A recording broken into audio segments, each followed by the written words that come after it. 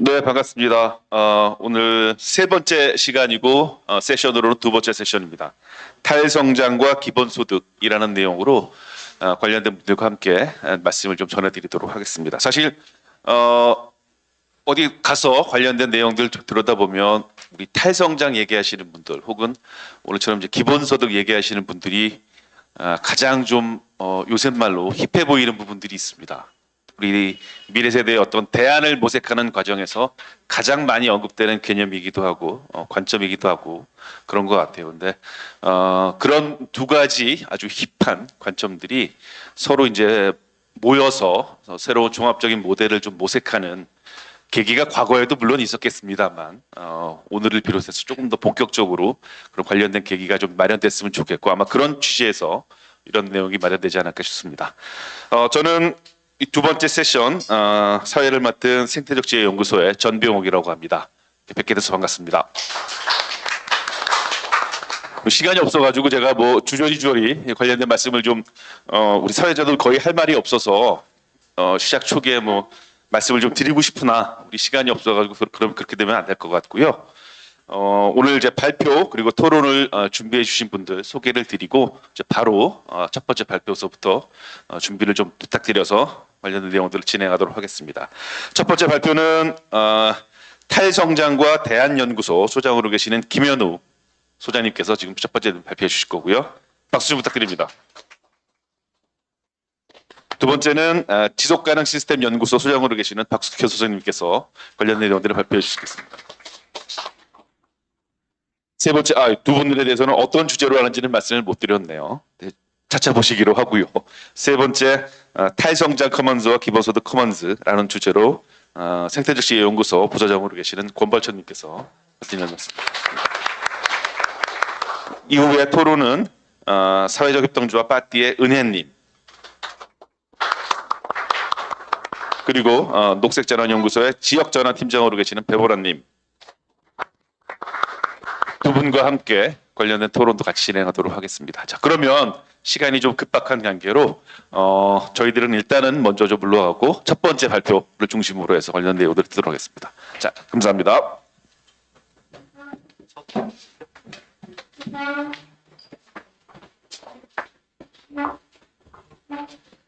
네, 반갑습니다. 탈성장과 대한연구소 김현우이고요. 감기가 좀 심하게 걸렸습니다. 나라 걱정을 하다가. 네, 오늘 그러니까 이번 해의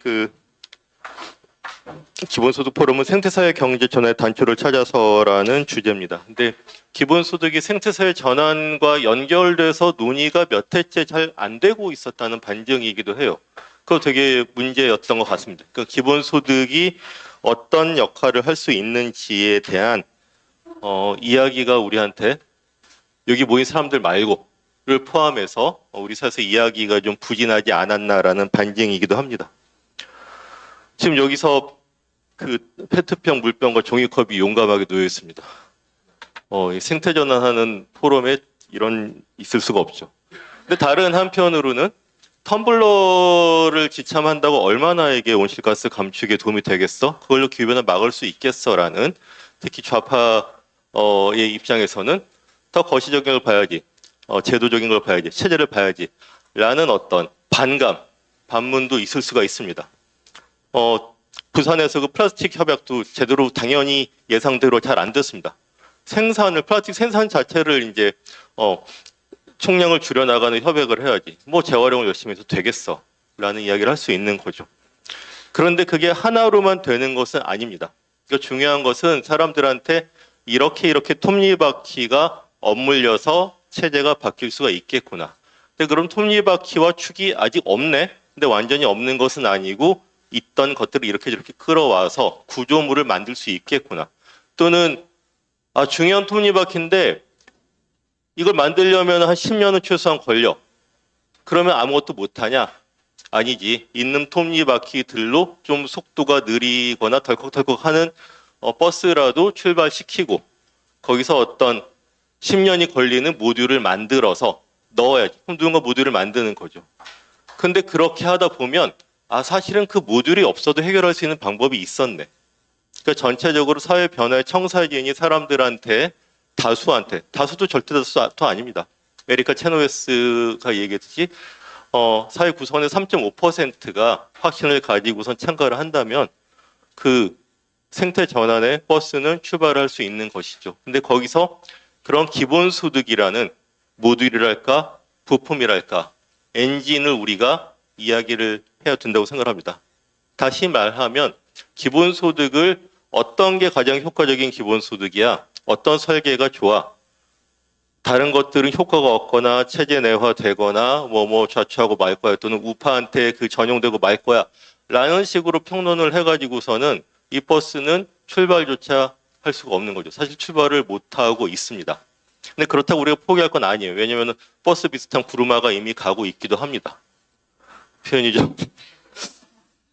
그리고는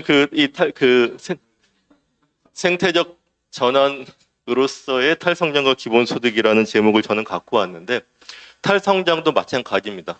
또 오늘 여기 모인 분들은 다 탈성장에 동의할까? 제가 생각하는 것과 같은 탈성장에 동의할까?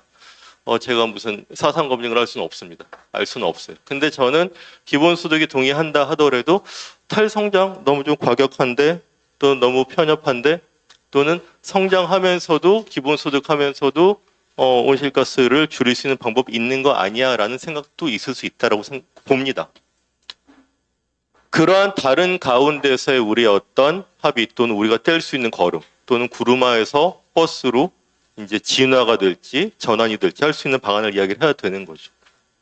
어쨌든 기후위기 대응 얘기는 길게 할 것이 없는데 이게 약간 위가 잘렸는데 이게 그 브레이킹 바운더리즈 그러니까 지구 생태적 한계를 연구하는 그 유한 로스트램 등등의 책에 나오는 그림입니다.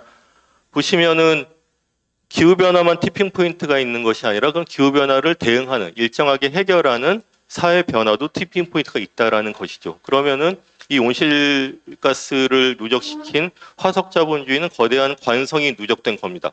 누적되고 끝이 아니라 계속 대가속의 군부를 떼고 있죠. 군불 정도가 아니라 방사능 분열도 계속 시키고 있습니다. 그러면은 그 관성을 누그러뜨리고 반대 관성을 만들려면 반대쪽에 힘이 차곡차곡 쌓여야 되는 것이고 그걸 위해서는 맨 위에 잘린 부분은 미래를 위한 금요일 같은 대중적 기후운동 그 다음에 그린 뉴딜 같은 정치적 모멘텀 그 다음에 가격의 변화 그러니까 시장의 작동의 변화죠. 또는 새로운 기술 녹색 에너지나 재생에너지 에너지 효율화 같은 이런 것들이 이리저리 합력이 만들어질 때 지구는 사회 변화의 티핑 포인트를 간신히 넘어가서 시지푸스의 돌이 아니라 바위가 언덕을 굴러 넘어가는 겁니다. 그러면은 멸종제로, 빈곤제로, 온실가스 배출 제로의 새 세계로 그 다음은 생각보다 빨리 굴러 내려갈 수도 있다라는 겁니다.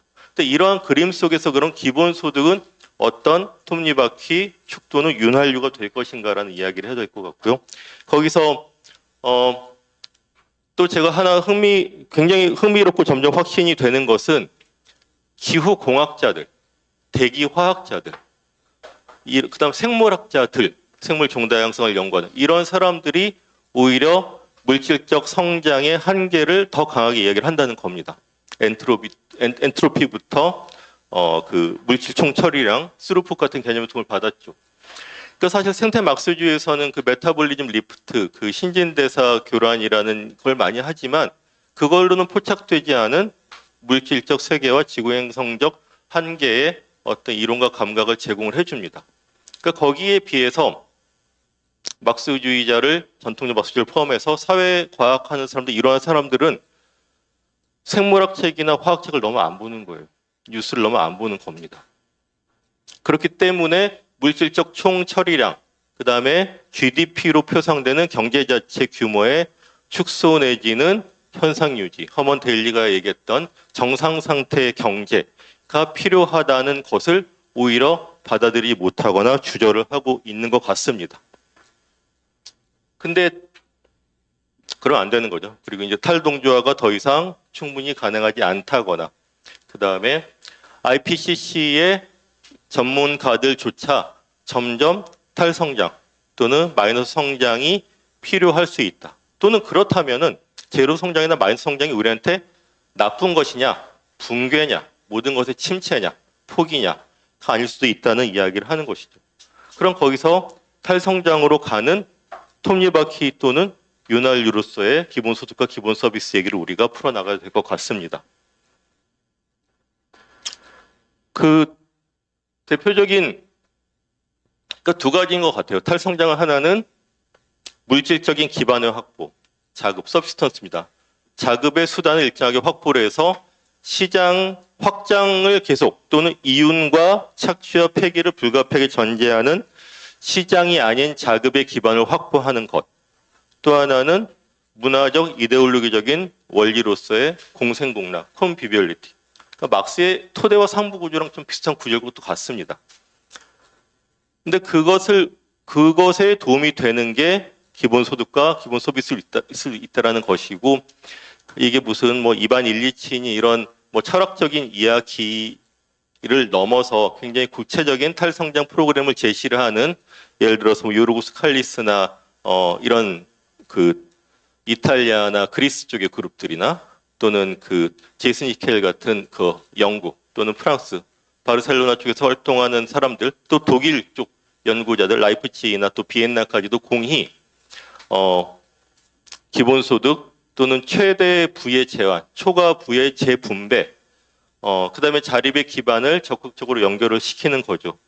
그래서 거슬러 올라가면은 앙드레 고르치가 왜 기본소득을 옹호하고 필요하다고 했는지, 그다음에 에릭 올린 라이트 같은 막스주의에서 이제 체제 전환 이론으로 이제 자원을 제공한 사람들이 왜 기본소득과 그 심층 그 민주주의 심화를 연결했는지를 우리가 좀 곱씹어 봐야 될 것 같습니다.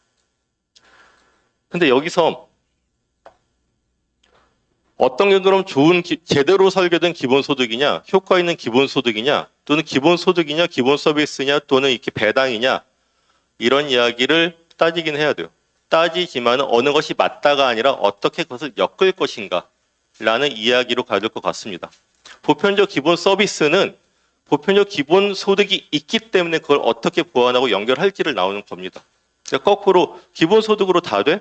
그렇게 고집할 필요도 없는 거죠.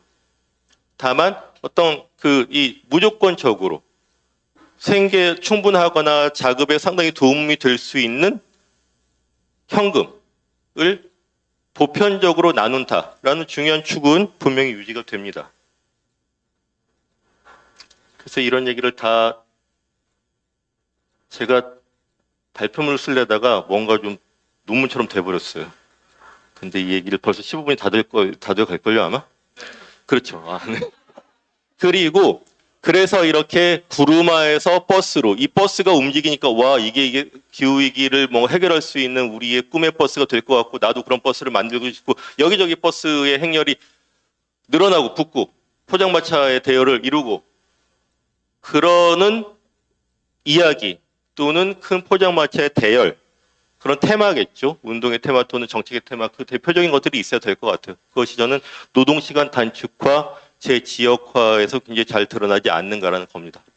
그렇기 때문에 뭐 100% 생계가 되지, 저는 오늘 늦게 오늘 아파갖고선 첫 발표 10시 반 세션을 못 들었는데 자료만 봤는데 되게 저는 흥미로웠어요.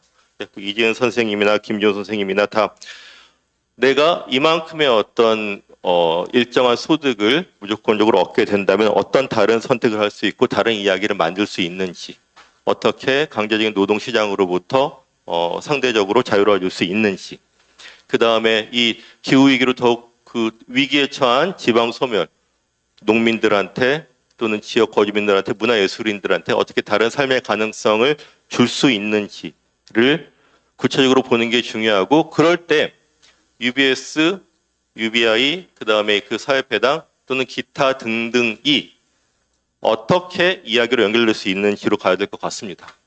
제가 처음에도 말씀드렸지만 아주 좋은 제도를 만든다고 해도 사회 변경에 도움이 잘 못 되거나 그냥 법안으로 잠자고 있는 경우도 굉장히 많습니다.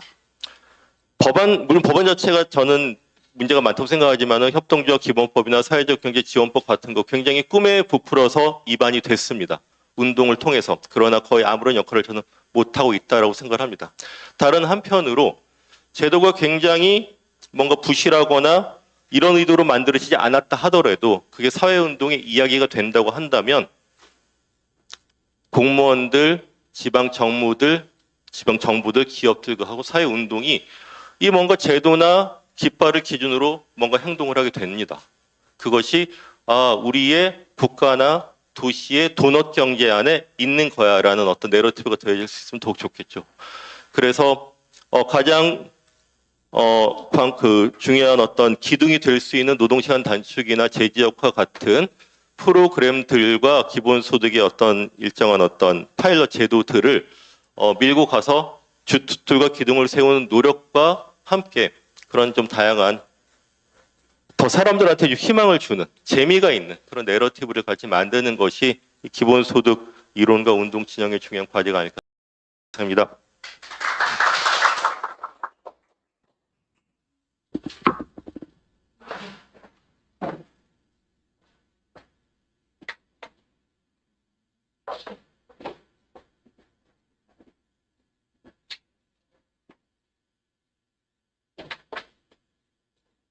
이 마이크인가요? 네네. 네, 안녕하세요. 저는 연구소의 박숙현이라고 합니다. 반갑습니다. 네. 이번 세션은 생태적 지혜연구소의 다 그 조합원들이 구성을 하고 있습니다. 그래서 김혜원 선생님 아니신가? 맞죠? 네네. 네, 앞서서 그 오전 세션에서도 이제 이승준 선생님 말씀하셨던 것처럼 저희가 기본소득과 탈성장이 굉장히 그 밀접한 관계를 갖고 있다. 서로가 보완을 해주는 그런 관계를 갖고 있다라고 말씀하셨어요. 그래서 저는 그 부분 때문에 저희가 생태적 지혜연구소에서 많은 토론이 되고 있는 탈성장 이야기를 어떻게 좀 자연스럽게 이 기본소득 포럼에 끌어오면 좋을까 이런 생각을 하다가 제가 제안한 것은 무턱대고 그냥 기본소득과 탈성장의 경로다 이렇게 말씀을 드려놨었습니다. 그래서 거기에 맞춰서 이 뭔가 과제를 작성하듯이 작성한 글인데요. 그 오전에 저는 그 말이 좀 인상적이었었습니다. 그 기본소득이 제공이 되는데 탈성장이 없을 경우에는 이것은 지구 한계를 넘어서는 소비주의 이런 쪽으로 갈 수 있다. 이미 저희는 앞서서 이제 뭐 김혜원 선생님 말씀하셨던 것처럼 그 행성의 한계라는 부분을 넘어서고 있는 약간 그런 상황입니다. 되게 많은 9개 중에서 6개가 넘어서고 있는 이런 상황인데 그런 과정을 갈 수 있다. 그렇기 때문에 탈성장이 필요한데 탈성장만 있으면 지나친 금욕주의 이런 것을 억압적으로 느낄 수 있다. 이런 말씀하셨어요. 저는 거기에 굉장히 공감하고 그래서 제가 기본소득과 탈성장을 같이 이야기하면서 그 부분을 어떻게 좀 엮을 수 있을까. 그래서 글을 썼는데 저희 그 글을 쓸 때 김현 선생님이 제일 먼저 쓰셨어요. 그래서 한글로 이렇게 써야 되는구나 생각을 하면서 저도 열심히 글을 썼습니다. 그래서 여러분들이 자료집에 보시면은 제가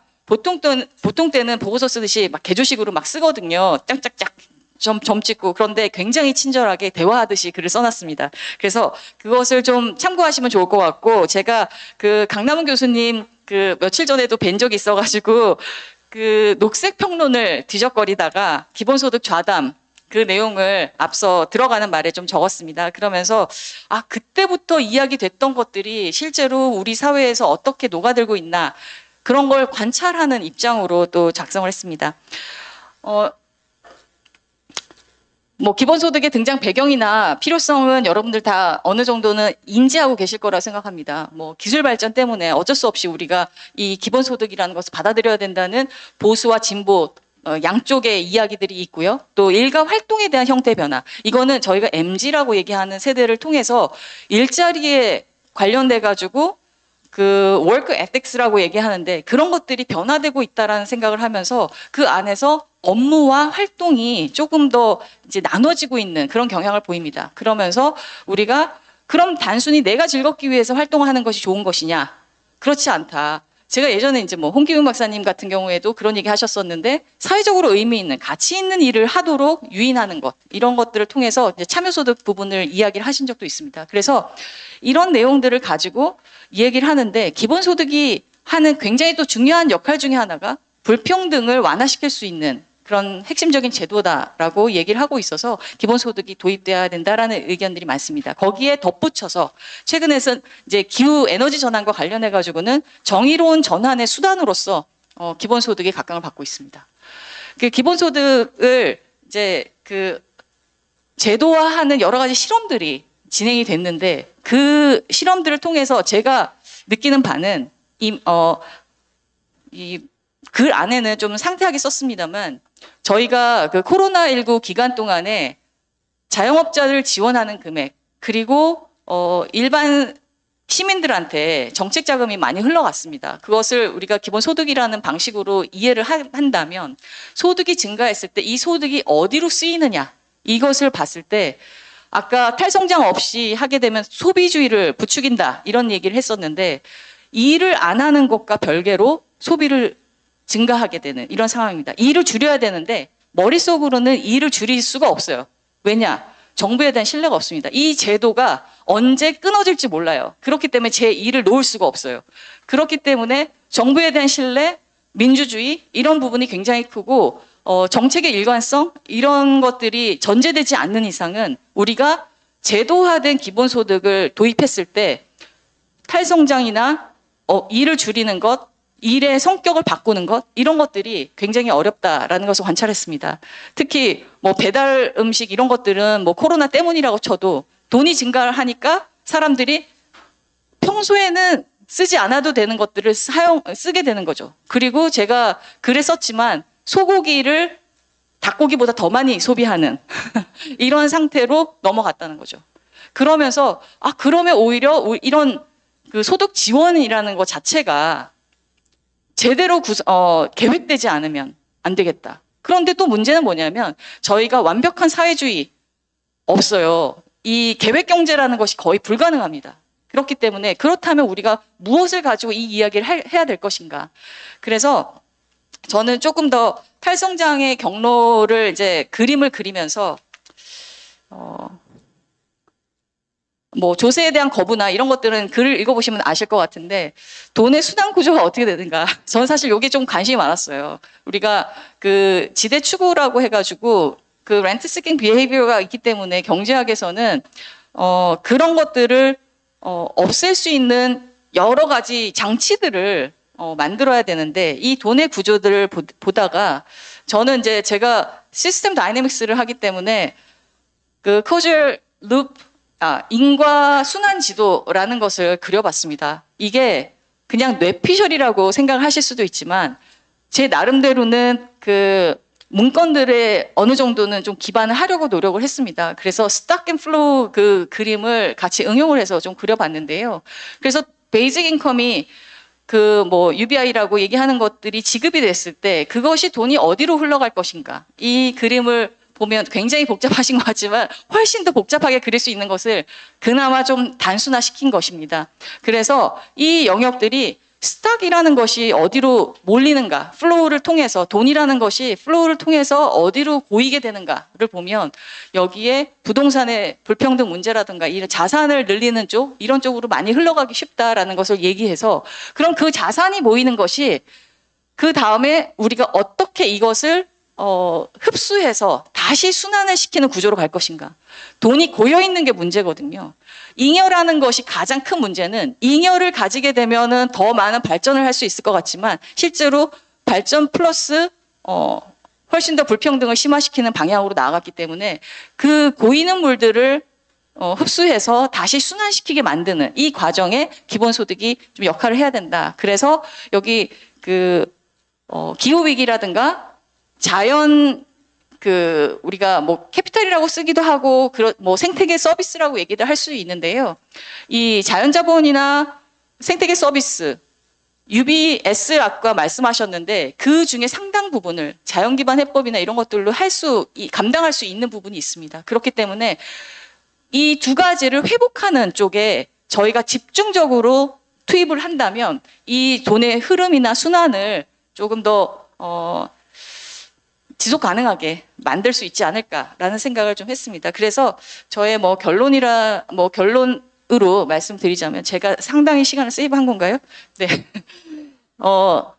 우리가 이런 방식으로 나아가기 위해서는 행동을 변화시켜야 되는데 사람들이 인식이 전환되지 않고 우리가 제도를 가져왔을 때는 굉장히 어려움이 있습니다. 오전에 여러 실험들이 이제 진행이 됐고, 뭐 젊은 그 발표자들이 얘기하시면서, 기본소득이라는 것이 주어진다면 나는 이렇게 운영을 하고 이런 것들을 주변에서 관찰했다. 이런 말씀 하셨는데 그거는 그분들이 그런 인식이 있기 때문에 할 수 있는 거예요. 그런 인식이 없는 상태에서 저희가 제도화를 하잖아요. 그러면 상당히 훨씬 더 어려운 점들이 많을 겁니다. 그래서 저는 인식전환이라는 것이 반드시 선행돼야 된다고 생각을 해서 그런 부분에 저희가 인식을 확산하기 위해서는 굉장히 좋은 사례들을 발굴해야 되고 그 사례들이 개인 차원이 아니라 집단적인 차원에서 드러난 사례들을 저희가 확산을 시켜야 되겠다라는 생각을 하고요.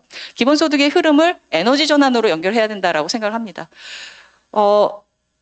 과거에는 인력이나 사람이 했던 것들을 에너지가 대신하잖아요, 지금. 그러기 때문에 에너지라는 것이 땅처럼 땅을 소유하는 것이 굉장히 큰 자산의 기반이 됐던 것처럼 에너지를 공급할 수 있는 능력. 우리가 그래서 뭐 프로슈머 이런 운동을 했었는데 에너지를 누가 가지고 있느냐에 따라서 그것을 어쩌면 땅을 대신하는 새로운 하나의 그 재원 이런 것들로 활용할 수 있겠다라는 생각이 들어서 이런 흐름들을 에너지 전환하고 연결을 하고 그 에너지를 생산하고 소비하는 이 과정 안에 저희가 좀 적극적으로 개입을 하면 좋겠다라는 생각을 했습니다. 그리고 마지막으로 아까 앞서서 생태계 서비스 회복을 말씀드렸었는데 공공재원이 들어가는 곳이 성장이 아닌 생태계 서비스 회복으로 가야 된다. 이렇게 하면은 사실상 이게 탈성장이나 자연기반 해법에 가까운 그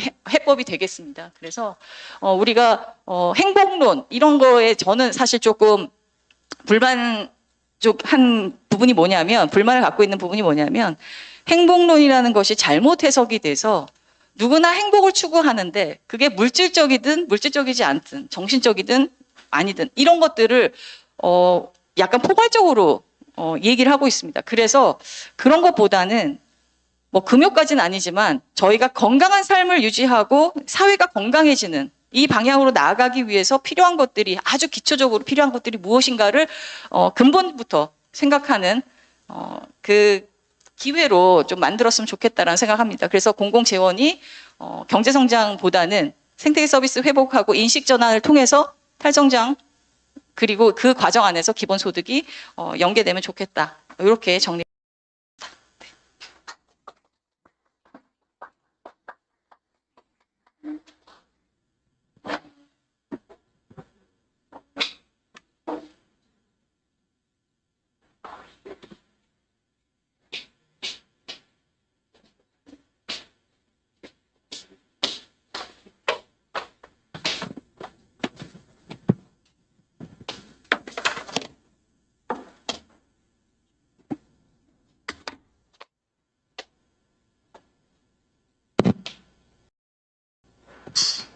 네, 안녕하세요. 생태학주연구소 권범철이라고 합니다. 반갑습니다.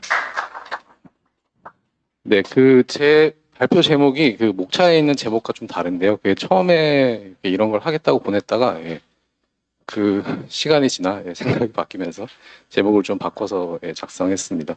그 자료집에 전체 내용이 좀 있어서 지금은 이거를 읽지는 않고요. 그냥 제가 간단하게 그냥 말씀드리도록 하겠습니다. 그냥 간단한 내용이어가지고요.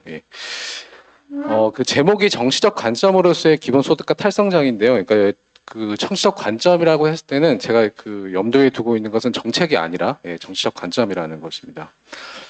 이 얘기를 좀 중점적으로 하고 싶은데요.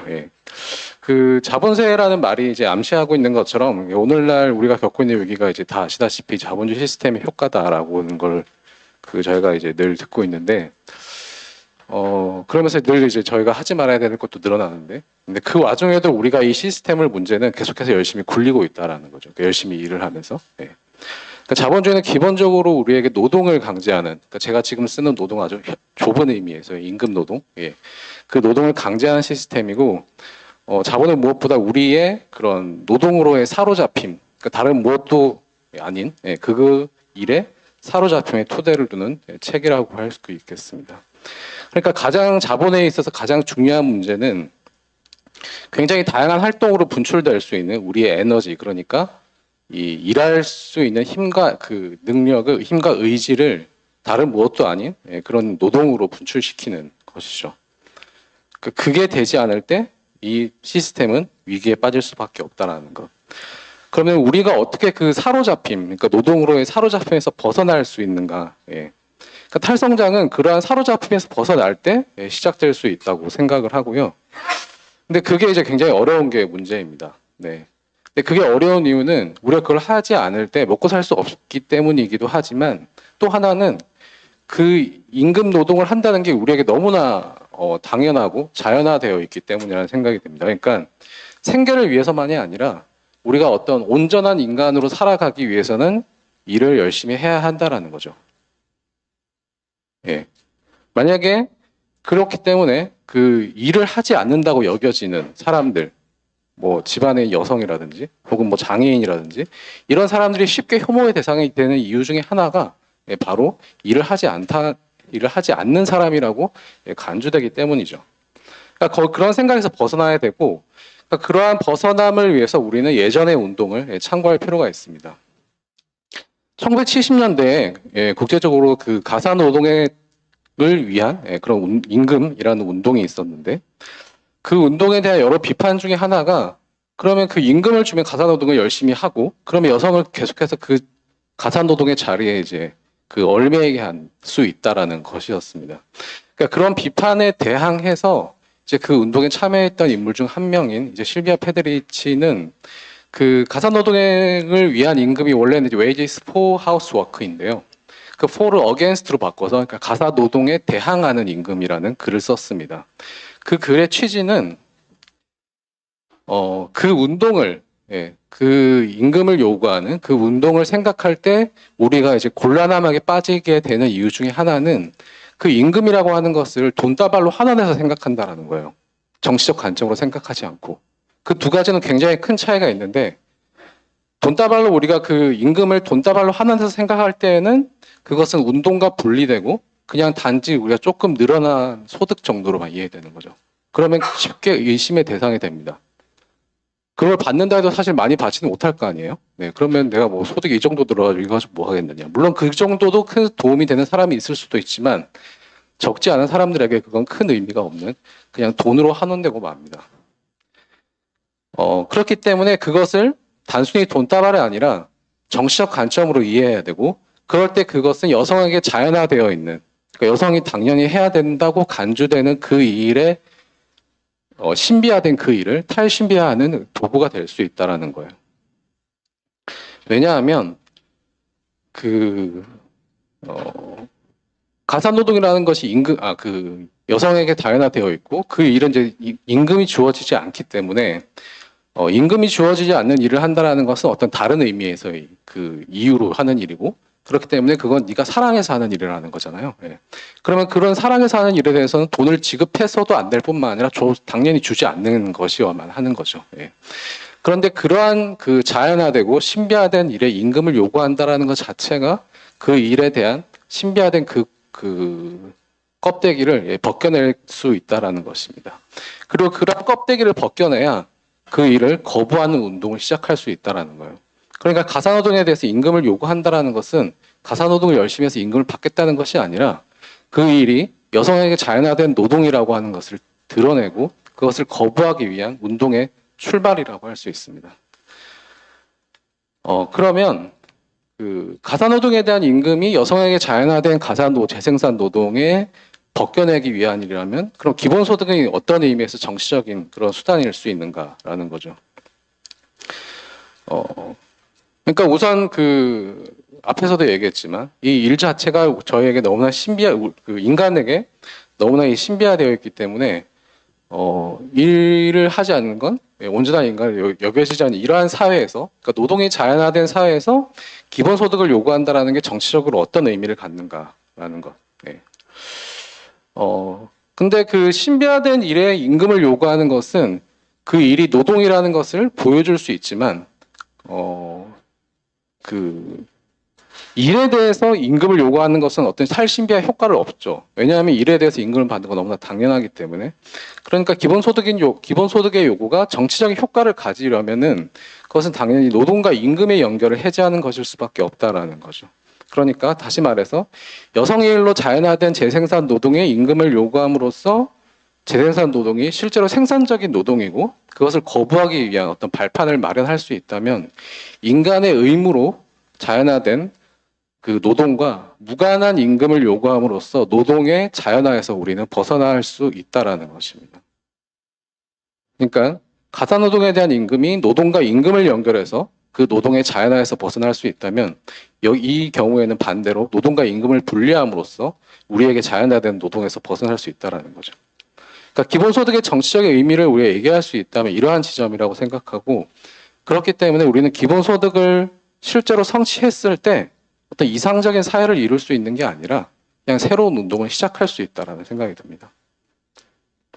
우리가 그런 식으로 생각하지 않을 때 기본소득은 단순히 돈다발로 환원돼 가지고 운동과 분리되고 그거는 그냥 뭐 단지 조금 늘어난 푼돈이 되고 마는 거죠. 그러니까 이 노동 거부라고 하는 것은 우리가 청교도주의에서 벗어날 수 있을 때 가능한 것이고 이 정치적인 관점으로 이해된 기본소득이 그러한 촉매가 되리라고 우리는 기대할 수 있습니다.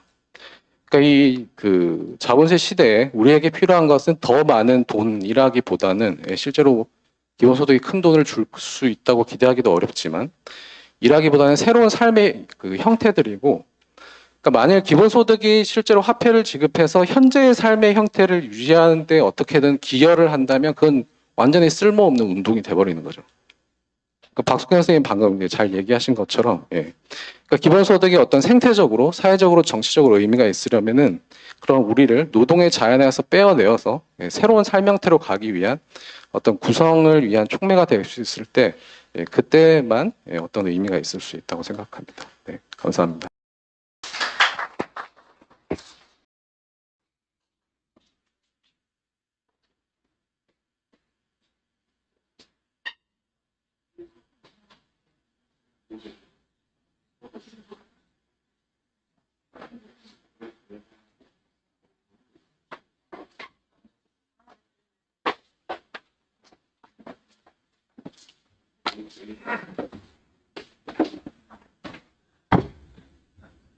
네, 발표하신 분들과 우리 토론 남으신 분들 좀 자리에 착석을 부탁드리겠습니다. 네, 우려했던 일은 일어나지 않았습니다. 다행히 생각했던 것보다 훨씬 빠르게 발표하신 분들이 자기 시간들을 좀 채워주셔서 좀 길게 늘어지는 이런 일이 좀 걱정했었는데 그런 일은 벌어지지 않고 비교적 짧게 정리가 된 것 같습니다. 이제 일단은 우리 발표하신 세 분 오래전서부터 관련된 내용들을 준비해 주셨는데 세 분 발표하신 내용에 대해서 좀 다시 한번 격려의 박수 부탁드리겠습니다. 그리고 이제 두 분 토론하신 분들이 남아 있는데요. 우리 먼저 사회적 협동조합 빠띠의 은혜님께서 우리 관련된 발표 내용들 통해서 어떻게 생각하시는지 그 내용들을 좀 듣겠습니다. 다만 관련된 내용들을 해주실 때 우리 박숙현 선생님이 말씀하셨던 무슨 그래프나 이런 것들은 특별히 뭐 어떤 질문 없으시면 넘어갈 수 있도록 했습니다. 그 박숙현 선생님이 굉장히 복잡하게 그릴 수도 있었는데 굉장히 간단하게 해서 그린 거거든요. 그래서 그 내용은 좀 넘어가 주시기 부탁드리겠습니다. 괜한 얘기를 했네요. 자, 은혜님 다시 한번 부탁드리겠습니다.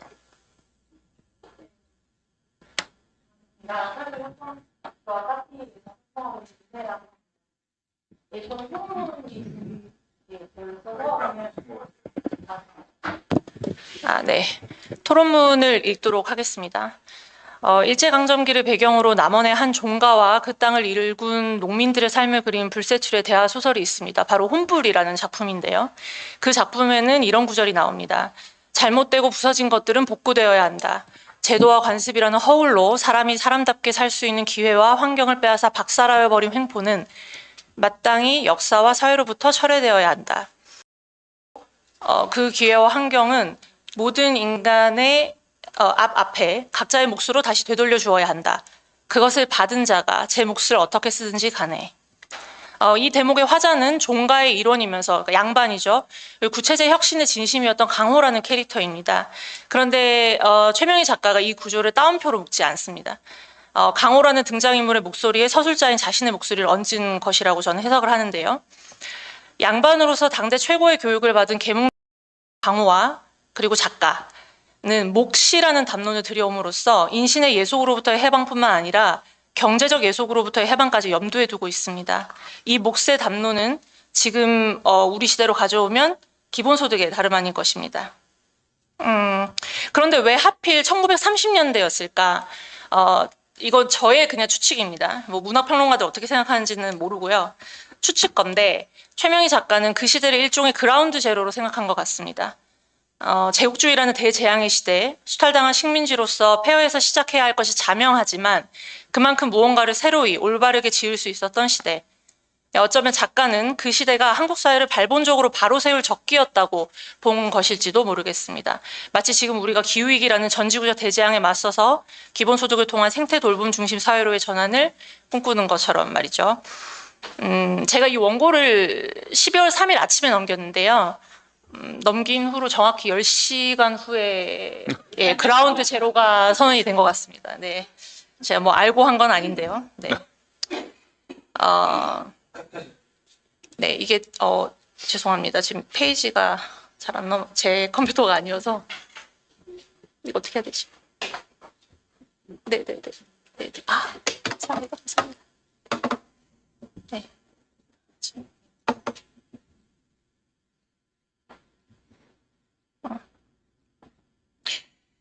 예, 그 기본소득이라는 아이디어가 한국에 처음 소개되었을 때를 좀 생각해 봤습니다. 예, 그때만 하더라도 우리 앞에는 노동윤리라는 철벽이 버티고 있었습니다. 그 흔히들 알고 계시는 일하는 자 먹지도 말라 그것이죠. 그러나 지역 불균형, 노동시장 불균형, 젠더 불균형 등으로 드러난 양극화와 불평등의 심화는 기울어진 운동장에 대한 각성으로 이어졌고 부동산 불패신화, 뭐 집값은 오늘이 제일 싸다라는 그런 불패신화는 더 이상 부모 찬스나 코인 떡상 같은 외부 요인 없이 근면하고 착실한 노동만으로 내 집 마련이 불가능하다는 감각을 일깨워 주었습니다. 그러나 예능 프로그램에서 스위스 기본소득 국민 투표를 다루는 등 그 예전에 비정상회담에서 다룬 적이 있었거든요. 그래서 대중매체에서도 기본소득이 심심치 않게 언급되는 시절이 도래했지만 노동윤리의 기능 부전을 해소해줄 대안을 경험해 볼 기회는 없었습니다. 그런데 그 최초의 경험이 코로나19 팬데믹과 함께 찾아왔습니다. 아이러니하게도 생태적 위기로부터 파생된 팬데믹을 통해 긴급재난지원금, 상생국민지원금이라는 이름의 보편소득을 체험하게 된 것입니다. 코로나19 지원금은 단발성이었고 외국인 배제 등의 문제를 남겼다는 점에서 완벽한 의미의 기본소득이라고 보기는 어렵지만 심사 없이 개인에게 무조건적으로 지급되었다는 점에서 상당한 보편성을 확보했다고 볼 수 있습니다. 그로부터 3, 4년이 흐른 올해 코로나19 지원금의 효과와 순기능에 대한 연구가 속속 발표되고 있는 만큼 기본소득에 대한 인식과 기대는 점점 더 높아질 것으로 보입니다. 예, 각 주에 제가 링크를 걸어놨습니다. 참고하시면 되고요. 그렇다면 이제 문제는 기본소득이냐 아니냐가 아니라 어떤 기본소득이냐가 되어야 할 것입니다. 그래서 실제로 대중의 인식이 어떤가와 별개로 우리가 발딛고 서 있는 물적 태도가 저는 흔들리고 있다고 생각하는데요. 일단 기후위기를 비롯한 탈성장 압박, 그리고 4차 산업혁명으로 불리는 AI 주도의 기술 혁신으로 인해 더 이상 그러니까 임금노동 패러다임으로는 더 이상 국민경제를 운영할 수 없는 상황이 점점 현실로 다가오고 있기 때문입니다. 그래서 설령 기본소득에 대한 대중의 인식이 부족해서 노동윤리에 따른 심리적 저항이 거세다 하더라도 어쩔 수 없이 임금이 아닌 소득 패러다임으로 새 판을 짤 수밖에 없는 형국이라고 저는 생각합니다. 따라서 발표 1에서 다뤄주신 보편적 기본소득과 보편적 기본서비스의 상호적 관계라든지 발표 2에서 강조해 주신 그 불평등 완화와 기후위기 완화에 복무하는 자금 흐름 설계는 기본소득이 어떤 방향성을 가져야 하는가와 직결되어 있어서 매우 중요하다고 할 것입니다. 그 발표 1에서 그 소개해 주신 그 생태경제학자 뷰스의 관점이 저는 이제 한국의 되게 절실한 관점이라고 생각하는데 그걸 이제 제 식으로 요약을 하면 UBI와 UBS를 배타적이고 정태적인 것이 아니라 제도적 맥락 속에서 상호 보완적으로 구성될 수 있는 어떤 동학으로 사고하는 것이라고 생각되는데요. 왜 그러냐면 압축 성장의 대명사인 한국은 산업화 이후 제대로 된 복지국가를 경험해보지 못했습니다. 그리고 곧바로 신자유주의로 이행을 했고 그 결과 보편 복지망이 터무니없이 성긴 상태이죠. 예.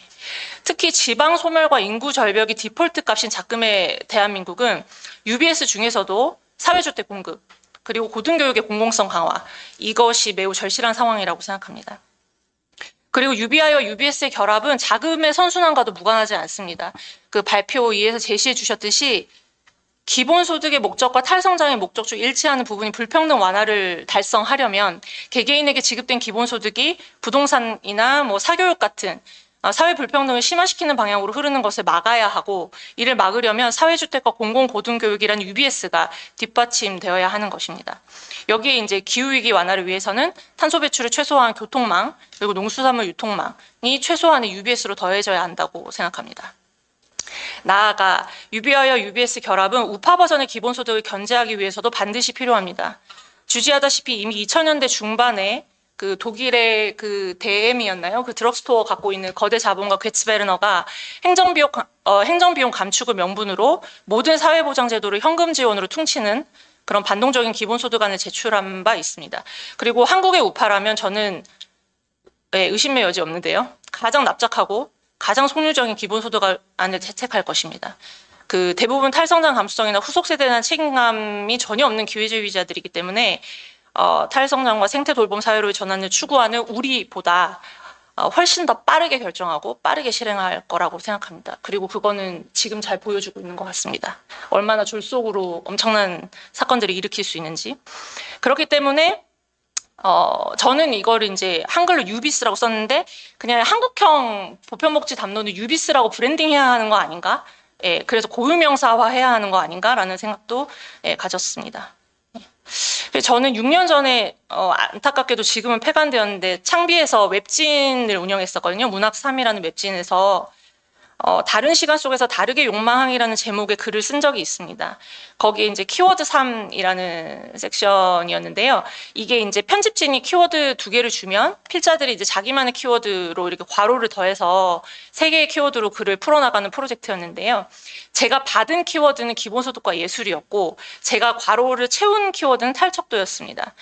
기본소득은 노동가치론에 입각한 임금노동 패러다임을 넘어선다는 점에서 척도를 벗어나 있고 예술은 측정 불가능한 방식으로 생산적인 행위의 원류이자 전형으로서 척도를 벗어나 있으며 오늘날 우리는 디지털화된 상호작용 속에서 마치 예술과 돌봄처럼 측정 불가능한 방식으로 가치 생산에 기여하고 있다는 논지의 글이었습니다.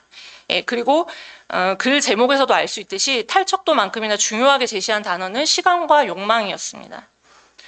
본 세션 탈성장과 기본소득을 관통하고 있는 그 키워드도 결국 시간과 욕망이라고 생각합니다. 세 편의 발표 모두 기본소득을 통해 시간과 소비를 탈성장에 기여하는 방식으로 통제할 수 있어야 한다고 말하는데 그 발표 1에서 노동시간 단축이 언급되었고 발표 3에서 노동 거부가 언급되었는데 이거는 이제 그 시간의 자유를 의미하는 거고 그다음에 생체적 소비의 정착은 욕망 회로의 재편을 의미하기 때문입니다. 그리고 이 둘은 서로 맞물려 있습니다. 기본소득을 통한 시간의 자율은 시간을 다르게 쓸 가능성. 그러니까 다시 말해서 조건 없는 가처분 소득을 통한 가처분 시간의 증가를 의미합니다. 이렇게 시간을 자율적으로 구성할 수 있게 되면 욕망의 회로도 생태적으로 재편될 수 있다고 저는 믿습니다. 지구를 한계로 몰아가는 생태 파괴적 소비의 명분을 떠올려 보았는데요. 사실상 유일한 건 편리함이더라고요. 근데 그 편리함을 차지하고 있는 절반 정도는 시간 절약에 해당합니다. 설거지를 할 시간이 없어서 일회용품을 쓰고 내일 당장 받아야 돼서 로켓 배송을 쓰고 대중교통은 너무 돌아가니까 자동차를 모는 거죠. 사실은 게으름 때문인데 시간이 없다는 핑계를 대는 것일까? 그럴 수도 있습니다. 그래서 절반이라고 말한 건데 저는 나머지 절반이 게으름이 아니라 귀찮음이라고 생각하고요. 귀찮음 역시 시간의 자율과 연결되어 있는데 왜냐하면 뭔가 귀찮다는 거는 거기에 대응할 에너지가 없다는 뜻이거든요. 그리고 그 에너지를 만들려면 그 앞에서 얘기해 주신 그 임금 노동을 멈추고 온전한 쉼을 취할 때 얻어질 수 있기 때문입니다. 그 코로나19 팬데믹을 겪으면서 가처분 소득과 함께 반강제적 원격 근무를 통한 가처분 시간 확보도 일부 경험을 하신 분들 계실 텐데요. 저도 경험을 해봤는데 이거는 이제 저의 개인적인 경험인데 그 출퇴근 시간이 세이브 된다는 게 엄청난 거더라고요. 그래서 지옥철을 겪지 않고 출퇴근 시간을 온전한 가처분 시간으로 향유하는 그런 경험. 그러니까 잠을 더 자건 차를 마시면 멍을 때리건 어제 못한 설거지를 하건 아무래도 상관없는 그런 좋은 자율의 시간이 이제 경험을 해본 것이죠. 물론 전 국민이 경험을 하지는 못했습니다만. 물론 이제 제가 각주로 달기는 했는데 이게 그 어린 자녀를 양육하고 있구나. 특히 어릴수록. 그리고 환자를 부양해야 하는 사회 구성원에게는 약간 그림의 떡 같은 얘기가 될 수 있는데요. 예, 그래서 각자가 어떤 상황에 처해 있건 모든 사회 구성원이 시간의 자유를 온전히 누리려면 사회적 돌봄이란 UBS가 반드시 필요하다고 한 번 더 강조를 드리고 싶습니다. 이렇게 지금과는 다른 리듬으로 일상을 조직할 수 있다면 우리의 욕망도 달라질 것입니다. 코로나19 지원금이 자전거나 소고기나 배달음식이나 뭐 전집 도서라든지 이렇게 좀 금액 단위가 큰 것들에 몰린 것이 많이 회자되고 있는데 사실 그게 팬데믹이라는 특수한 상황 속에서 비롯된 일회성 소득이었기 때문임을 우리는 잘 알고 있다고 저는 생각합니다. 이 기본소득이 한국형 보편복지라는 마스터 플랜의 한 마디로서 정규 정책으로 도입될 때 비로소 탈성장과 생태 돌봄 사회로의 전환에 기여하는 작은 흐름을 기획해 볼 수 있을 거라고 생각합니다. 기본소득이 특별한 사건이나 예외적 조치가 아니라 제도가 되어서 우리 각자가 일상에서 생활인으로서 그것을 감각할 수 있을 때 진정한 설계가 가능하다고 저는 생각하는데요. 이거는 조금 더 발전시켜야 하지만 일단 아이디어 수준이어서 각주로 달아놨는데 보통은 기획이 있고 실행이 있죠. 근데 저는 기본소득은 실행하면서 기획되어야 하는 거 아닌가라는 생각 갖고 있습니다. 비유를 하자면 실험실에서가 아니라 지금 유럽 국가들은 이렇게 대조군 같은 걸 만들어가지고 실험을 하고 있잖아요. 뭐 이렇게 했을 때 저렇게 했을 때 이렇게 했을 때. 근데 실험실에서가 아니라 저는 곧바로 임상에서 검증되어야 한다고 생각합니다. 초보적인 보장 수준이라 하더라도 일상에서의 미시적인 변화가 하나의 경향으로 포착될 때까지 장기간 꾸준히 실행해야 된다고 생각하고 그 최적의 시나리오를 찾을 때까지 시행착오를 반복하면서 거듭 기획되어야 한다고 저는 생각하고요. 그리고 지금 주사일제 논의가 되고 있는데 저는 주사일제와 주 1일 노동일에 해당하는 기본소득 이런 식의 한번 좀 상상을 해보면 어떨까라는 생각이 들었습니다. 네, 다시 홈플로 돌아가 보겠습니다. 그 서두에 제가 낭독한 인용한 대목 앞엔 이런 구절이 있는데요. 이런 세상은 반드시 바뀌어져야 한다. 그리고 이것은 미구에 바뀌고 말 것이다. 그 징후는 이미 도처에 보이고 있다. 그 최명희 작가는 이 구절에 괄호를 씌워서 아직 발화되지 못한 제 마음속에서 끓어오르고 있는 무언가를 암시했습니다. 이 소설 속의 시점으로부터 지금 90여 년이 지났는데요. 지금 우리가 이 괄호를 벗겨내야 할 때라고 생각합니다. 네, 감사합니다. 그러면 저희가 운영상 그러니까 시간이 이렇게 많지는 않으니까 마지막 이제 토론 준비해 주신 배보라님 얘기까지 듣고 플로어에 또 질문 있으시면 질의응답하는 시간을 갖도록 하겠습니다. 배보라님 부탁드리겠습니다. 네, 안녕하세요. 저는 소개받은 녹색전환연구소 배보람이라고 합니다.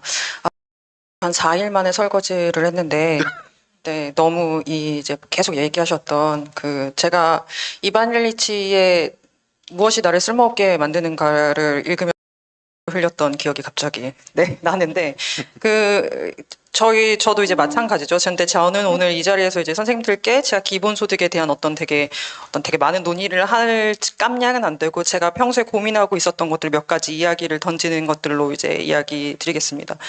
대체로 이제 권범철 선생님께서 이야기하셨던 그 노동의 문제라던가 이 노동에서 왜 벗어나지 못하는가 하는 문제는 사실 녹색 전환을 고민하는 연구소에서 일하는 그 바탕에 있습니다. 매일 이제 제가 한때 4호선을 타고 출퇴근을 한 적이 있었는데요. 지금 이제 이사를 했는데 성신여대에서 해화역까지가 한겨레 21에서 그 이태원 참사 나고 난 다음에 기사를 썼는데 우리나라에서 그 가장 밀도가 높은 출근 시간대 지하철 구간을 2개로 꼽았는데 하나가 9호선이었고 하나가 성신여대에서 해화를 가는 이제 4호선 라인이라고 했습니다. 그 미쳐 있는 한 150%가 넘는 그 밀도에 있는 그 4호선을 타고 가끔 출퇴근을 하면 해화역에서 꼭 난감하게도 장애인들의 지하철 이동권 투쟁 시위를 종종 볼 수 있었습니다. 정말 빈틈없이 이 꽉꽉하게 차 있는 이 출근하는 지하철 안에서 장애인 이동권 연대 그 출근 지하철을 타자, 장애도 출근 지하철 타자라는 그 피켓을 봤을 때 이 복잡한 마음들이라는 게 있는데요. 과연 나는 이 자리에서 그들에게 자리를 내줄 수 있을 것인가? 이 기력 빠지는 노동자의 이 삶 속에서 나는 과연 그럴 수 있을 것인가에 대한 질문들을 이제 하게 됩니다. 근데 이러한 조건 자체가 사실 제가 이 사회에서 임금 노동이 아니면 나 자신도 쓸모없는 존재로서 계속해서 생각하게 만드는 일리치가 지적했던 그러한 과정 속에 제가 있고 저 역시도 현대화된 가난의 상태에 귀속되어 있기 때문에 이런 문제들이 발생하고 있을 것입니다. 그런데 한편으로는 저희가 이제 경제 성장이라는 것이 내가 이렇게 계속 일을 하고 세금을 내고 이것을 국가에 주고 하면 어쨌건 보편복지로서 사회가 더 나아질 것이라는 이 강력한 신화라는 게 있고 그런 부분들에 대한 비판으로서 아마 세 분의 선생님께서 모두 다 탈성장을 되게 중요하게 다뤄주신 걸로 이해합니다. 근데 여전히 우리 사회에서는 이 경제 성장이 되어야만 복지가 될 수 있을 것이다라는 이 신화인 것 같기도 하고 아니면은 또 때때로는 사실인 것 같기도 하고 이런 것들이 이제 계속 저희 속에 있죠. 그런 논의들 속에서 어떤 부분에서는 기본소득의 지금 이 논의하는 과정들이 사회적으로 이게 어떤 새로운 체제와 세상을 바꾸는 실험이라기보다는 복지 정책으로 받아들여지고 있지는 않을까라는 질문들을 하게 됩니다. 그렇기 때문에 박숙현 선생님께서 이야기하셨던 왜냐하면 이 복지 정책이라는 건 지금까지 복지 정책은 소비의 평준화를 확대하는 것이 복지 정책의 방향이지 않았습니까? 그런 부분에서 기본소득 그 돈을 받았을 때 이를테면 소고기를 사 먹거나 아니면 평소에 갖고 싶은데 사지 못했던 새로운 디지털 기기를 사거나 하는 것들이 이제 사실은 왜냐하면 소득의 평준화라는 말은 곧 소비의 평준화를 의미하는 것이기 때문에 그것이야말로 복지정책의 방향으로 제시했기 때문이라고 생각합니다. 그럼 기본소득을 이야기했을 때 우리는 복지의 방향, 그러니까 기본소득이라든가 혹은 보편적 서비스를 제공했을 때 사회가 그게 뭐 국가든 사회든 뭐 공동체든 간에 어떤 서비스를 어떤 형태를 주는 것을 혹은 그게 복지이거나 혹은 삶의 기초적인 삶의 질을 높이는 방향인 것인가에 대한 질문들을 같이 해야지 될 거라는 생각이 듭니다. 그렇기 때문에 이를테면 노동시간 단축과 재지 역할을 기본소득과 연결해야 된다는 김현우 선생님의 이야기도 한 이런 맥락들과 같이 있을 거라고 생각이 되는데요.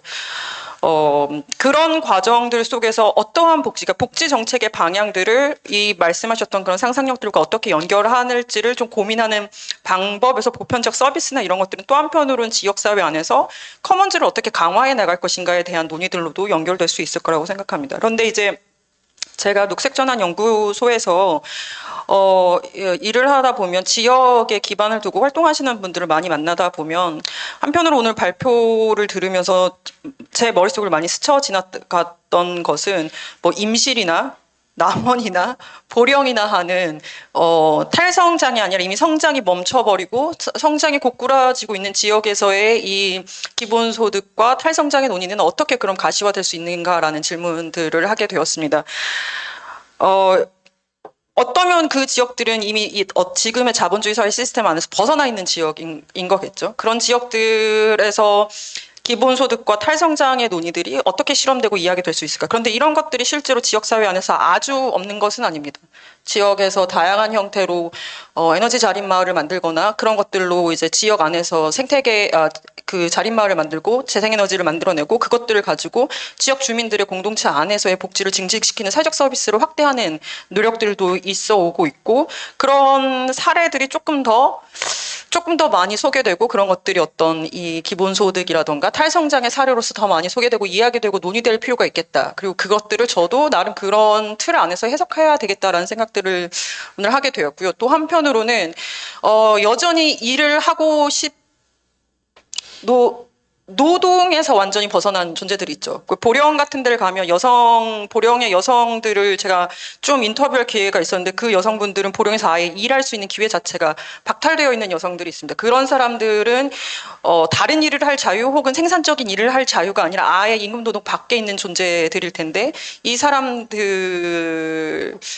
지역사회 안에서 재지 역할을 하고 기본소득을 실험하는 과정들에서 이 사람들의 역할들은 무엇으로 줄 것인가. 저는 그런 부분들에 대한 논의들도 좀 더 같이 필요하지 않을까라는 생각들이 들었습니다. 네, 저의 두서없는 토론은 이렇게 마치도록. 입니다. 토론에 참여해 주신 두 분에게도 우리 격려의 박수 좀 부탁드리겠습니다. 네, 저희가 이제 발표해 주신 분, 토론해 주신 분들이 좀 부지런히 서둘러 주셔서 10분 정도 저희가 시간을 좀 유용할 수 있을 것 같습니다. 혹시 우리 플로어에 지금 여러분들 계시는데 질문 있으시면 어떤 분인데 관계 없으니까 혹은 뭐 의견 같이 좀 나누실 의견 있으시면 그런 내용들 좀 손들어서 표시를 해주시면 저희 마이크를 드리도록 하겠습니다. 혹시 질문 있으신 분 부탁드립니다. 네, 저기 가운데.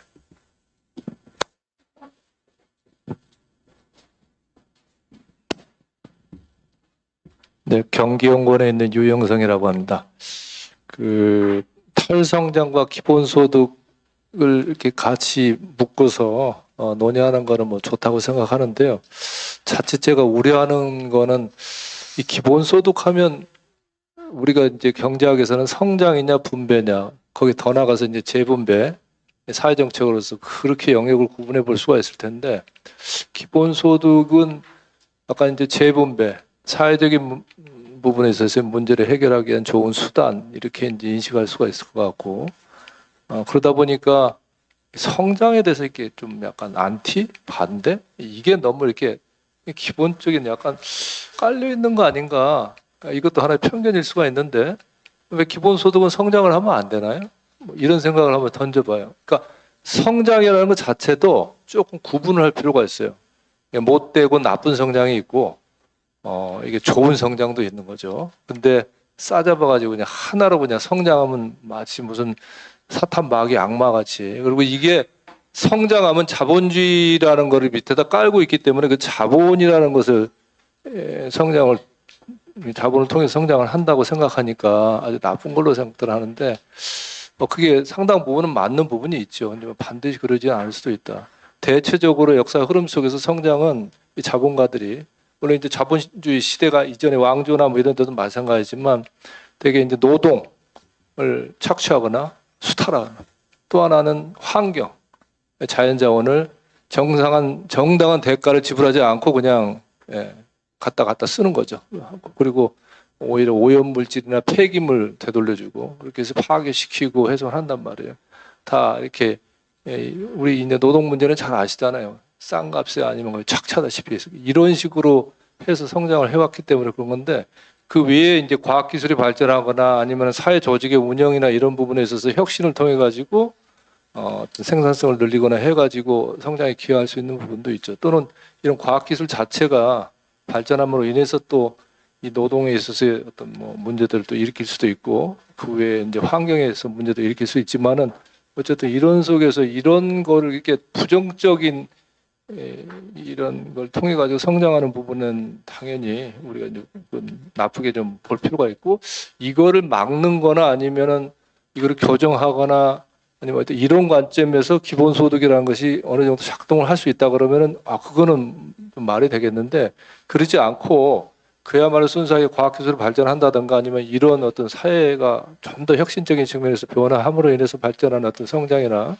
그리고 그 성장을 통해서 나오는 과실이 오히려 노동에 대해서 보다 더 이렇게 좀 뭔가를 이렇게 프로스트인 걸 해줄 수 있고 환경도 더 나았게끔 해줄 수도 있고 이런 쪽으로 가는 거라면 우리는 그런 면은 오히려 박수를 쳐야 되는데 그러면 기본소득이 그런 것에 또 기여할 수 있는 것이 된다고 그러면 저는 오히려 좋은 성장과 기본소득 관계 이런 부분도 이렇게 우리가 좀 탐구를 해서 논의를 해줘야 될 필요가 있지 않느냐 생각이 드는데 어떻게 생각하시는지 그건 제 생각이고요. 그런 면이 좀 있는데 그런 얘기를 좀 안 하시는 것 같아서 네, 좋은 의견 감사합니다. 뭐 탈성장 얘기하는 뭐 저희들 입장에서는 자주 듣게 되는 질문이기도 하고 우려이기도 하고 그렇습니다. 혹시 묶어서 같이 질문 예, 물론입니다. 어떤 분?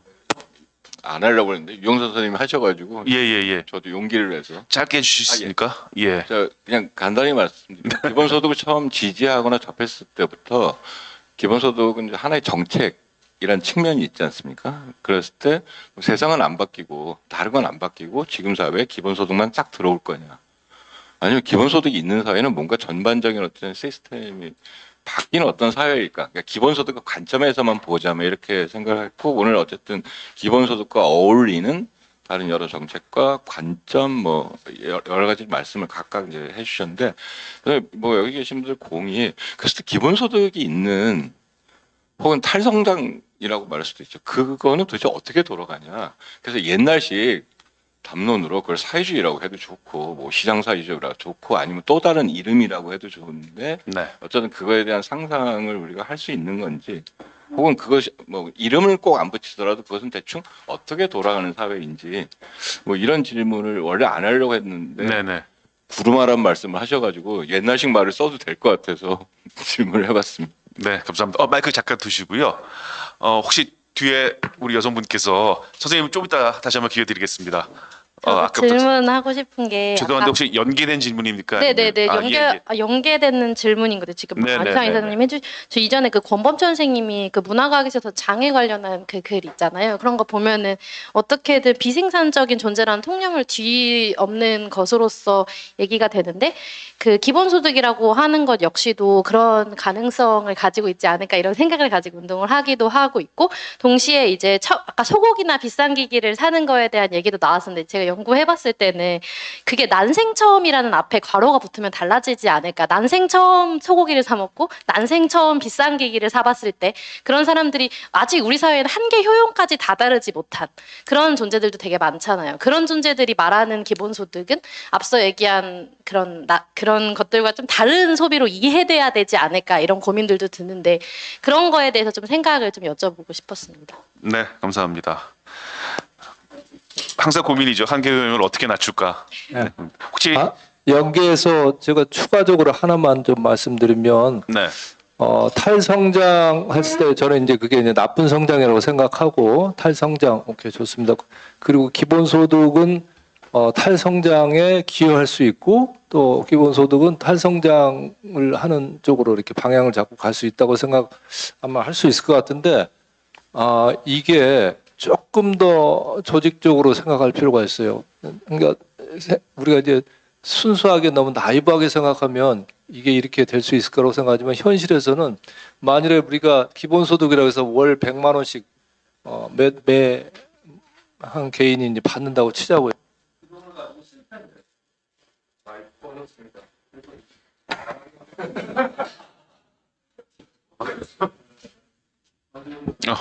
저희가 뭐 어떻게 한 건 아닌데. 네. 그냥 말씀해 주시면 제가 뭐 반복하겠습니다. 여러분들 만약에 100만 원 가지고 돈을 쓸 텐데 세상은 기본 100만 원 가지고 있다고 그러면 세상에 대기업은 적가지고 다 여러분들 백화점 가서 쓰고 명품 가서 쓰고 그렇게 하면 안 됩니다. 그러면 실질적으로 사회에서의 효과는 누구냐? 이런 돈 많은 게 있어요. 그게 과연 우리가 생각하는 성장 기회를 줄수 있는데 이거 좋은 거잖아. 그런 생각을 해봐요. 그래서 현금을 주지 말고 세상으로 사진 줄수 있을까 하는데 우리가 쓰다 보니까 실제 없어요. 행복하게 이게 안 돼요. 영화를 한번 보려고 하더라도 TV에서 다 대기업들이 장악하고 이런 그 사회적인 문제를 같이 봐야 돼요. 그래서 기본소득이라고 생각하고 생산성장을 문제를 가져가는 거니까 이런 부분들이 우리가 보완해서 봐야 된다면 기본소득이 갖고 있는 원 이렇게 틀릴 수 있다. 그래서 앞으로 탈성장하고 기본소득을 같이 연결해서 우리 많이 전해주세요.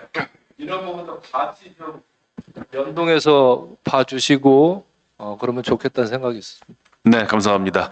저기 뒤에 금민 선생님 뭐 이렇게 된 거 질문까지 듣고 저희 마지막에 이제 한마디씩 좀 부탁드리겠습니다. 네, 금민입니다. 뭐 질문이라기보다는 제안 같은 건데요. 그러니까 이번 세션을 들으면서 제가 느낀 거는 이 뭐 탈성장이라는 주제보다도 탈성장이라는 주제보다도 일상과 삶의 변화라는 측면에서 기본소득과 탈성장을 다뤘다. 탈성장을 다루는 여러 가지 방법이 있죠. 접근하는 방법도 다 다를 수 있는데 삶의 변화, 일상의 변화라는 차원에서 다뤘다. 그러니까 정부 정책의 변화라든지 경제의 재조직화라든지 이런 차원도 있을 수 있는데 굉장히 색다른 시각을 갖고 있어서 참 흥미로운 세션이었다는 생각이 들고요. 다만 제가 이 세션뿐만 아니라 전체 구성에 대해서 약간의 질문이 있습니다. 굉장히 많은 이 기후 위기에 대해서 기술주의적인 테크니컬 픽스라고 그래요. 기술주의적인 해결을 할 수 있다고 믿고 어떤 에너지 기술 같은 걸 발전시켜야 된다. 대표적으로 탄소 포집 기술 이런 게 기대를 걸고 이런 사람들이 있죠. 저는 이거는 뭐 터무니없는 생각이라고 생각합니다. 왜냐하면 기술 전환 역시 사회 전환이 선행 과제이기 때문입니다. 기술 역시 사회적 분업의 반영이기 때문에 그런 거고요. 그런데 사실은 탈성장 사회를 생각할 때도 기술 문제를 빼고 얘기할 수는 없습니다. 탈성장 사회만을 생각할 때도, 즉 기술 가속주의 대 탈성장 이런 식의 대립구도는 저는 틀린 거다. 탈성장 가속주의는 왜 안 되냐 이렇게 되묻고 싶고요. 그래서 오히려 이 기술 문제를 갖다 중심에 놓고 좀 따져봐야 된다. 예를 들어 지구 너머의 지구 절반의 사회주의인가 그 책 저자들은 오스카랑의 이후에 그 컴퓨팅 파워에 대한 기대 같은 걸 표현하고 있잖아요.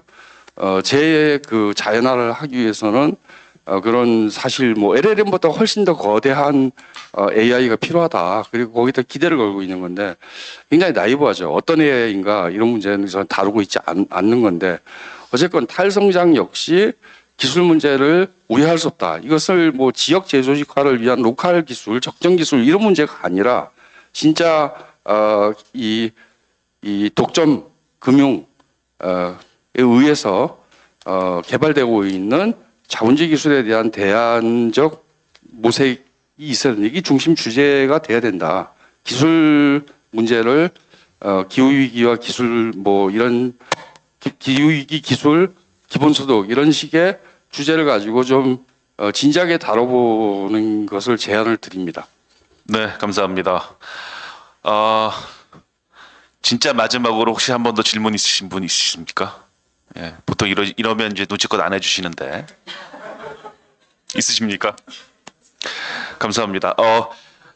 우리 발표하신 분, 토론하신 분 다 관련된 말씀들 또 여러 우려의 사항들 또 뭐 좋은 조언들 쭉 들으셨는데요. 저희가 시간이 없으니까 마지막으로 한 분씩만 한 분당 한 1분씩만 정리하는 차원에서 그리고 또 의견 주셨던 내용들에 대해서 좀 답변하는 형식으로 말씀을 좀 부탁드리겠습니다. 우리 김현우 선생님. 네, 할 말 무지 많은데요. 성장은 사탄이 아닌데 성장주의는 사탄 마귀입니다. 자라는 동안은 어느 정도의 양적인 축적하고 영양분의 섭취가 필요하지만 계속 그걸 먹어대고 성장기가 끝나면서 먹어대면은 그건 병이에요. 고쳐야 됩니다. 근데 탈성장은 그거를 퇴마사가 마귀를 한 번에 처치하려고 생각하지 않습니다. 탈성장은 일종의 해독제 역할을 하는 것이고 계속 먹어대는 어른한테는 다른 재미있는 것도 많아. 밖에 나가서 뛰어놀고 운동하는 것도 괜찮아.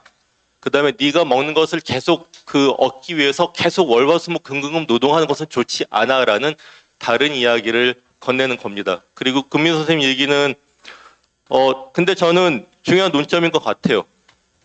기본소득을 위한 재원이 필요하니까 알래스카에선 계속 석유가 나와야 되고 그 다음에 계속 굉장히 에너지 효율이 발전 효율이 좋은 재생에너지원 이런 것들이 계속 있어야 된다라고 한다면 그거는 가속주의죠. 근데 저는 그 지구의 절반 사회주의 저자들은 가속주의자는 아니라고 생각을 합니다. 그리고 그 사람들이 얘기하는 컴퓨팅 계획 경제는 굉장히 기초적인 7, 80년대의 기술로 충분한 것이지 새로 데이터 센터를 지어댈 필요가 전혀 없다는 이야기를 우려하고 있기 때문에 약간 팩트 체크가 필요한 것이기도 하고 그러나 기후위기, 총물질 처리량, 탈성장, 그다음에 기본소득이 어떻게 얼개를 가질 수 있는지는 앞으로 중요한 얘기를 해야 된다고 생각을 해요. 오늘은 우호적인 이야기를 하는 자료라고 생각을 했기 때문에 우호적인 쪽으로 주로 얘기를 했지만 중요한 논점을 마지막에 제기해 주신 것 같습니다. 네, 감사합니다. 우리 박수 선생님. 네, 저는 아까 은혜님 종합되는 토론을 얘기를 들으면서 공감하는 부분이 많았고 또 질의하신 내용하고도 관련된다고 생각하는데요. 시간이라는 부분 있잖아요. 저희는 그런 것들을 많이 생각하지 않는데 저는 시스템 다이내믹스를 하면 시간이라는 부분이 엄청나게 중요하게 다뤄집니다. 그래서 세상에 새로운 거 없다. 뭐 이런 얘기하지만 하늘 아래 새로운 거 없다. 이런 얘기하지만 그만큼 다른 의미로 얘기하자면 영원한 것도 없어요. 그래서 저희가 이런 이야기를 하고 이런 것들이 다이내믹하게 움직이는데 그 안에 시간이라는 개념을 넣었을 때 이게 우리가 장기적으로 본다 이게 아니라 얼마나 가속화되느냐 이 부분이 기술 발전으로 인해서 만들어지는 부분이거든요. 그래서 이 기술 발전이라는 것은 에너지를 더 많이 쓰는 구조로 가게 돼 있고요. 그 다음에 뭐 효율이라는 에너지 효율화 이런 얘기는 하긴 하지만 기술이라는 것이 인간의 활동을 대체하면서 훨씬 더 많은 에너지를 사용하게 되는 구조로 가게 되고 그 에너지를 쓰는 만큼 인간은 편안함을 누리느냐 절대 그렇지 않다는 거죠. 계속해서 더 많은 활동을 만들도록 강요되는 이 사회적 구조 때문에 더 많은 생산을 해야 되는 이런 결과로 이어졌다는 거죠. 그래서 저는 성장이 나쁘다 이런 것보다는 지금까지 우리가 봐왔던 성장 중에 앞으로 우리 이 시대에 적합한 성장 모델은 없었다 이런 생각을 합니다. 이게 무슨 얘기냐면 아까 제가 처음 말씀드렸던 것처럼 영원한 거 없다고 얘기한 것처럼 지금의 패턴, 지금의 성장의 모습이라는 것은 바뀌어야 된다라는 것에는 많은 분들이 동의를 할 거라고 생각이 들어요. 그래서 그것이 우리는 이제 탈성장이라는 것이 성장하지 말자가 아니라 우리가 추구해왔던 그 방식을 바꾸는 것.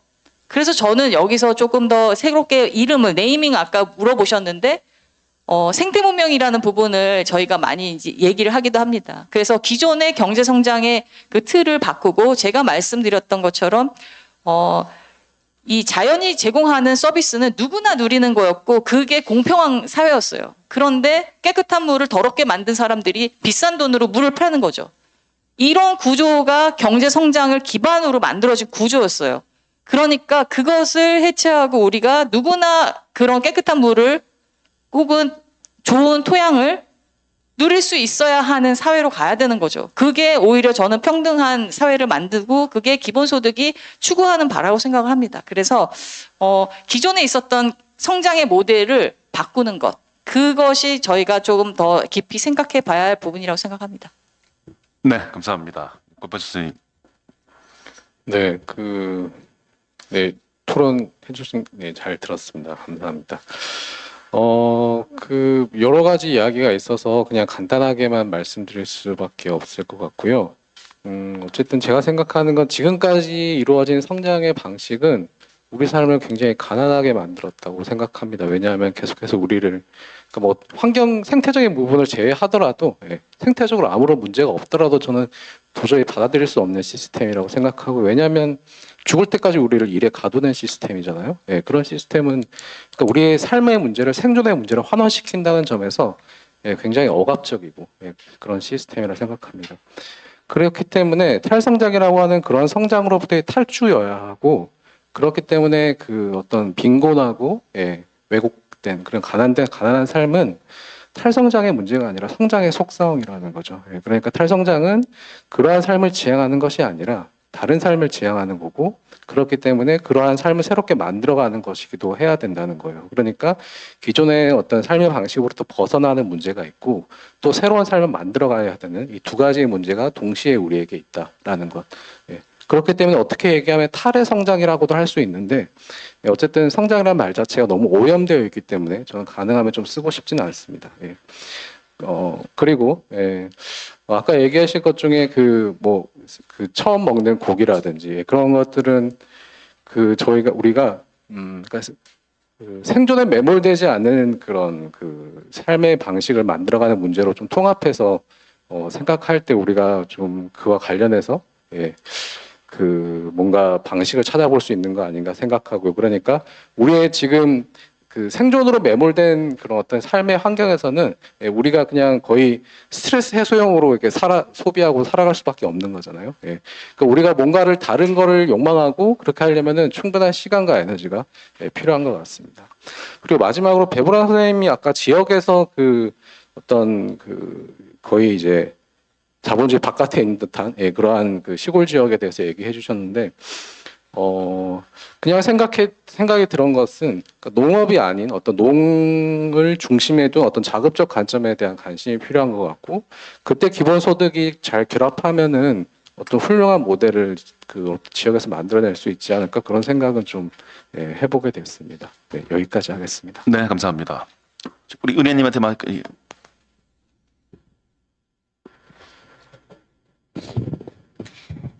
네.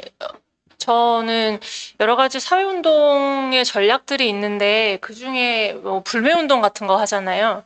저는 개인적으로 불매운동이라는 아이디어에 좀 회의적인 사람인데 그 이유는 그게 욕망을 제한하는 거기 때문입니다. 욕망을 절대 이길 수 없어요. 중요한 것은 욕망을 어떤 방향으로 틀 것인가거든요. 그래서 저는 저희가 소비라고 표현했든 뭐 욕망이라고 표현했든 그 영역을 염두에 두고 있다는 것은 그거는 성장을 염두에 두고 있는 것입니다. 그러니까 계속 얘기해 주셨듯이 우리가 너무나 익숙해져 있는 자본주의적 성장을 벗어나자는 뜻이죠. 그러니까 저는 성장을 좀 다르게 정의하고, 그러니까 우리가 성장의 반대는 그러면 멈추는 것이냐? 저는 그렇게 생각하지 않거든요. 계속 다른 방향을 향해서 나아가는 것이 필요한데, 그것이 이제 자본주의 문법과 전혀 다른 문법을 세우는 것이어야 한다고 보는 것이고, 더 중요한 건 제가 이제 다른 시간에서 다르게 욕망하기라는 글을 썼다고 말씀드렸는데, 저는 그것을 경험해 보는 것이라고 생각해요. 제가 기본소득을 빨리 시행을 해야 한다. 뭐 전 세계에서 헌법에 기본소득이 보장되는 나라가 대한민국이 됐으면 좋겠다. 뭐 그런 얘기를 하면 좀 왼쪽에 있는 분들도 또 뭐 오른쪽에 있는 건 말할 것도 없고요. 왼쪽에 있는 분들도 되게 회의적으로 얘기하세요. 그래봤자 뭐 부동산에 다 빨려 들어갈 텐데, 코인에 다 빨려 들어갈 텐데, 그렇게 얘기하는데 저는 해보기 전에 모른다고 생각합니다. 왜냐하면 저는 지금 산업화가 이렇게 체화되어 있는 세대와 다른 세대가 지금 나타나고 있거든요. 그러니까 물론 어르신들이 보시기에는 되게 저거 어떡하려고 저러나 이러겠지만 감각이 달라요. 그러니까 다르게 살려고 하는 젊은이들 정말 많거든요. ESG 감수성이라고 흔히 얘기하는 그런 것들을 어떻게든 마이크로한 차원에서라도 실천하는 친구들도 굉장히 많습니다. 그러니까 그 친구들하고 만나서 다른 물결을 만들 생각을 해야 한다고 저는 봅니다. 네, 그래서 이런 토론문을 쓴 거고요. 예, 이 정도로 마무리하겠습니다. 네, 감사합니다. 우리 마지막으로 배보라님 부탁드립니다. 네, 저는 어쨌건 논의 과정 들으면서 제가 좀 고민 들었던 거는, 보편적 서비스 자체가 되게 많이 깨져 있는 지역들이 있고, 그 지역들에서 어떻게 하면 그 보편적 서비스를 확대하면서도 그것들이 이제 새로운 어떤 사회의 방향성들을 제시할 수 있는 실험의 장이거나 혹은 모델이 될 수 있을까라는 질문들이 저는 요즘에 좀 지역들을 다니면서 들었던 것 같아요. 그런 부분에서 기본소득이나 혹은 보편적 서비스, 이게 이제 지금 논의하는 그런 주제들로 대단하게 이제 이 네이밍들을 붙여서 저는 아마 그렇게까지 생각하지는 않았지만 그런 부분들이 한편으로는 기본소득이라 지급되더라도 지역 안에서 보편적 서비스를 누릴 수 없는 상황에 놓인 지역들의 어떤 방법들이나 고민들이 아까 쌤 얘기해 주셨던 것처럼 그런 것들 좀 더 고민해야 되는 시기가 아닌가라는 생각이 들고, 그게 이제 뭐 아마 기본적인 내용들 다 동의하실 텐데 뭐 도넛 모델이라든가 이런 것들에서 제시하는 지향일 것 같다는 생각이 들어요. 저는 그래서 좀 그런 실험들과 그런 내용들이 어떤 부분에서 가능하고 실질적으로 이루어지고 있다는 것들이 좀 더 많이 이야기될 수 있으면 좋겠다라는 생각이 들어서 저도 좀 그런 부분들 좀 더 고민해 보도록 하겠습니다. 네, 감사합니다. 마지막으로 저희가 탈성장에 관련된 얘기를 여기저기 가서 말씀을 드리게 되면 모든 논의가 사실은 탈성장으로 점차 귀결되는 오늘도 그런 경향이 보이는데, 그만큼 저희가 아주 속 시원하게 관련된 내용들을 말씀을 못 드리고 있는 저희의 부족함도 있을 것 같고요. 그리고 그런 것들을 보완하기 위해서 또 기본소득 하시는 분들과 함께 더 나은 모델, 종합적인 모델을 고민하게 되는 것 같습니다. 이왕 이렇게 한번 이런 세션이 마련되고 거래가 만들어졌으니까 다음 기회에 더 많은 논의들이 이루어지길 바라겠습니다. 긴 시간 동안 경청해 주셔서 감사합니다.